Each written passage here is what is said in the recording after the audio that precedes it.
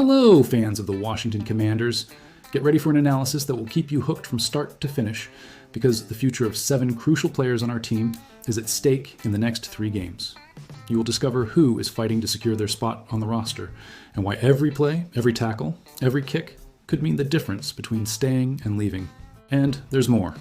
We'll dive into the inner workings of the offensive and defensive lines, revealing who is surprising and who needs to prove their worth now. Stay tuned, because what happens in the coming weeks will shape our team for 2026. And of course, don't forget to hit the like button. It's just one click, it's quick, and it's all I ask. The Washington Commanders, as a franchise, may not be playing for much beyond divisional pride, taking the underdog role in the last 3 games of 2025, but for several players, the coming weeks are absolutely crucial. It's a do-or-die moment where determination and individual performance will be tested to the limit, and we, the fans, will be keeping an eye on every detail. General Manager Adam Peters and head coach Dan Quinn are constantly evaluating the roster, and now more than ever, every move on the field is being scrutinized. The duo needs to figure out how things stand and what improvements are necessary for a crucial offseason, and everyone, except for a few franchise cornerstones, is on notice. It's time to separate the men from the boys, as they say. We, the fans, are anticipating drastic changes to the roster this offseason, and there may even be some adjustments in the coaching staff. Nothing is guaranteed after such a disappointing campaign, so the players' performance down the stretch, in the face of adversity, will reveal everything the management needs to know. It's the chance to show character and passion for the Shield. It's in these situations that you discover more about a player's true determination. It's easy to dedicate yourself and give your all on the field when things are going well, as was evident last season when the Commanders reached the NFC Championship. But when the situation gets tough, when losses pile up, it's much more complicated to maintain focus and intensity. And make no mistake, my friends, Peters and Quinn will be closely watching every play, every attitude, every display of resilience. They need players who won't quit, who will fight until the last second, regardless of the score. It's that mentality that builds winning teams, and that's what we hope to see in the upcoming games. With that in mind, here are 7 players from the Commanders whose futures will likely depend on their performance in the final 3 games. It's the last chance for many of them to show they deserve to wear our jersey in 2026, and the pressure is immense. Let's analyze each case with the passion of a true fan. Let's start with Jake Moody, our kicker. For years, the Washington Commanders have struggled to find stability at the kicker position. This has been a constant source of frustration for us fans, and General Manager Adam Peters is still working to find the solution to this persistent riddle. It's a position that gives us chills with every field goal. Once again, Washington went through a real musical chairs situation in the kicking department. Brandon McManus was signed and quickly released. The Commanders acted swiftly to sign veteran Matt Gay after his release from the Indianapolis Colts, offering him the highest guaranteed value in a 1-year contract for any kicker in NFL history. But his lack of accuracy, especially on long-distance kicks, left Peters with no choice but to release him. The executive turned to someone he knows well, hiring Jake Moody from the Chicago Bears practice squad. They had previously worked together at the San Francisco 49ers, so the trust was already established. The player, drafted in the 3rd round of the 2023 draft, has not missed a field goal in 5 attempts, which is a good start, but he will need to be perfect in the last 3 games to secure his spot after the season ends. Whether it's Moody or another player, the Commanders desperately need to find a consistent and sustainable presence at the kicker position. The Ohio State graduate needs to meet expectations when called upon, as every point counts, and we can't stand to see crucial kicks wasted anymore. It's a position that requires nerves of steel. Now, let's talk about Trayon Burks, our wide receiver. Noah Brown's injury woes continued into Week 15 against the New York Giants. It was only his 2nd game after a lengthy absence, but he was once again placed on injured reserve with a quadriceps issue that virtually ends his stint with the Washington Commanders. It's a shame, but it opens a door for others. This is a devastating blow for Brown, and as a fan, I feel for him. However, there is no excuse for the coaching staff not to use this setback as an opportunity to see what Trayon Burks can do in a prominent offensive role. This is his golden opportunity to showcase his value and prove he deserves more playing time. Burks joined the Commanders after his stint with the Tennessee Titans didn't pan out. The AFC South put a lot of pressure on the receiver, and he wasn't ready for it. He is starting to regain confidence, as evidenced by his impressive touchdown reception on Sunday Night Football against the Denver Broncos. That kind of play gives us hope. At 25 years old, Burks still has significant growth potential. A strong finish to the season will secure his place on the main roster in 2026. It is time for him to break out and show all the talent we know he possesses. We need reliable receivers, and Burks has the chance to establish himself as one of them. And our defensive line, which worries us so much, also has a player with an uncertain future. Let's find out who it is and why the upcoming games are crucial for him. Now, moving on to the defensive line, featuring Jalen Holmes. The Commanders' defensive line seems poised for a major overhaul this offseason. They have struggled to contain the run effectively or generate consistent pressure, and that keeps me up at night as a fan. Things have improved slightly in recent weeks, but this unit still needs more explosiveness and dynamism in its attack. What this means for the players currently on the team is uncertain. Aside from Javon Kinlaw and Johnny Newton, a second-round pick in the 2024 draft, no one has a guaranteed contract. Jalen Holmes is among those looking to shine in the final stretch of the season to try to earn a contract renewal from the franchise. This is his golden opportunity to show he deserves a spot. Holmes has oscillated between being in and out of the lineup once again this season.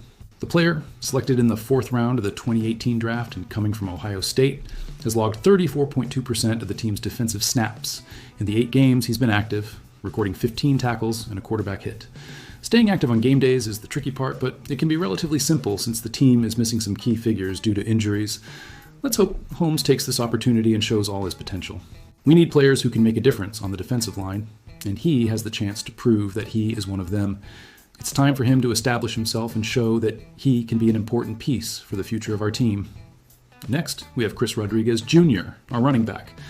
If the Commanders want to keep running back Chris Rodriguez Jr. in 2026, they have all the cards in hand. The 6th-round pick from the 2023 draft is a restricted free agent, meaning they can offer a contract or match any offer he receives from another team. This seems quite likely with only 3 games left in the regular season.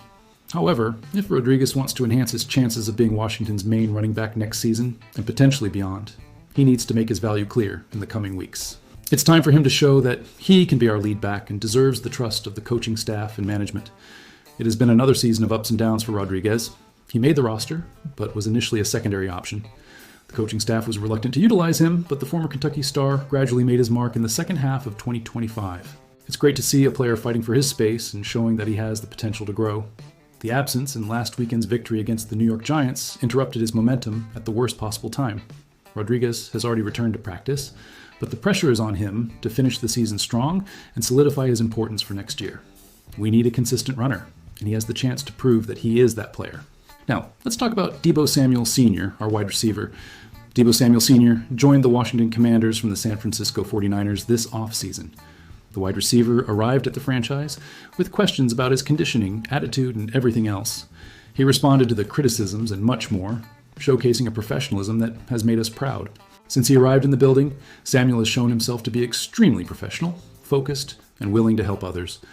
The Commanders have utilized the former South Carolina star as a versatile weapon in the short and medium areas of the field with great success. He has also managed to take on a more prominent role when Terry McLaurin was injured, demonstrating his versatility. The Commanders could easily keep him on the team with a strong finish to the season. However, the receiver won't come cheap, and that puts his future in serious doubt. It's the reality of football, where money speaks loudly. As a fan, I would love to see him continue, but I understand the financial difficulties. Washington has already invested a lot of money in McLaurin, so offering a lucrative contract to another receiver over 30 might not be in Peters' plans. The outcome is uncertain, thus the need to finish the negotiation on a positive note cannot be underestimated. It's a delicate situation, and we'll see how it unfolds. And to close our list, we have 2 players who could be the surprises of the final stretch and secure their place on the roster. You won't want to miss this analysis on who might stand out and change the game for the Commanders. Let's move on to Chris Paul, our offensive lineman. Veteran offensive lineman Chris Paul embodies the determination that Coach Dan Quinn expects from his players. Even as general manager Adam Peters willingly offloads Ron Rivera's draft picks, the 7th-round selection from 2022 has managed to stay on the team. And when he finally got the chance to shine as a starter, he seized it with both hands. Paul replaced Brandon Coleman in Week 3 and has held the left guard position since then. His pass protection grade of 78.4, according to Pro Football Focus, ranks him 4th among 78 qualifying guards. There is still room for improvement in run blocking, but the Tulsa alum seems to be on the right track to secure a new contract if he maintains this trend through the end of the season. The Commanders have not lost faith in Coleman, and a recent report suggests that there was more behind his benching than it appeared at the time. This keeps the pressure high on Paul, which should motivate him to finish his campaign positively.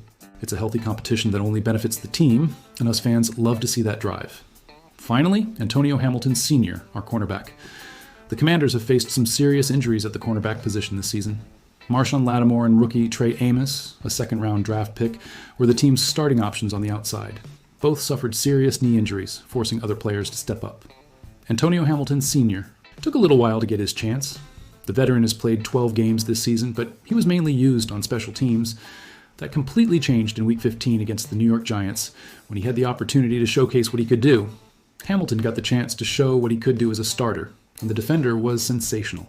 He shut down nearly every opponent, intercepted passes when the ball came his way, and displayed excellent recovery techniques on the rare occasions he lost his footing. This outstanding performance warrants a larger role for Hamilton in Washington's final 3 games. Things will get much tougher against elite receivers like A.J. Brown, Devonta Smith, CeeDee Lamb, and George Pickens, but Hamilton earned this audition. It's his chance to establish himself as a reliable cornerback and prove he can be an important piece of our defense in the future. Let's hope he keeps shining. So, fan, which of these 7 players do you think has the best chance of securing their future with the Commanders with a spectacular performance in the next 3 games? And who do you think is on borrowed time, regardless of what happens? Leave your opinion in the comments. I want to know what you think about the future of our team.